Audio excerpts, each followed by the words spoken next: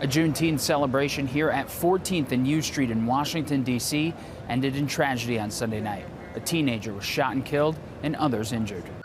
Right before the shooting occurred, our officers recovered a firearm, an illegal firearm, right here in the 1400 block of U Street. And shortly before I walked down here, our officers recovered another illegal firearm down in the 1400 block of T Street and was chasing another person with a legal firearm in the area. So, I mean, I think, you know, there's a theme that you see here. Illegal firearms in the hands of people who should not have them make events like this unsafe for people who just want to enjoy the beautiful weather.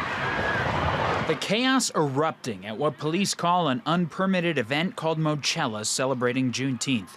The result, a 15-year-old killed, a D.C. police officer, and 2 other adults wounded. Police responded to numerous reports of people shot at East 139th Street and 5th Avenue. In New York, 9 people were shot and 1 killed in a mass shooting in Harlem. These deadly shootings are just the latest in a string that started with a church shooting in Alabama Thursday. 3 senior citizens died there. Gunshots rang out. I didn't realize it was gunshots.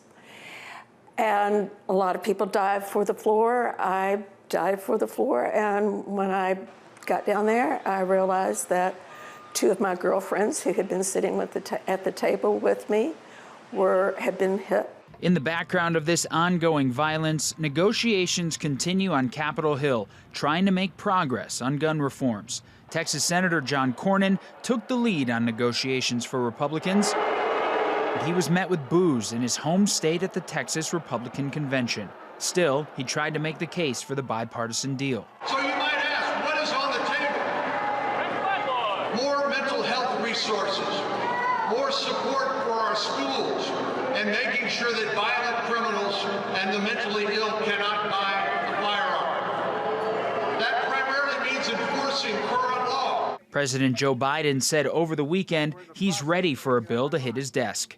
I am happy with progress. I'm prepared to sign it, and I'm ready to go. That bill is not written yet, but a deal was reportedly being worked on all weekend. Some of those hang-ups include funding for states to implement red flag laws and something called the boyfriend loophole, which prohibits a domestic abuser from being able to buy a gun.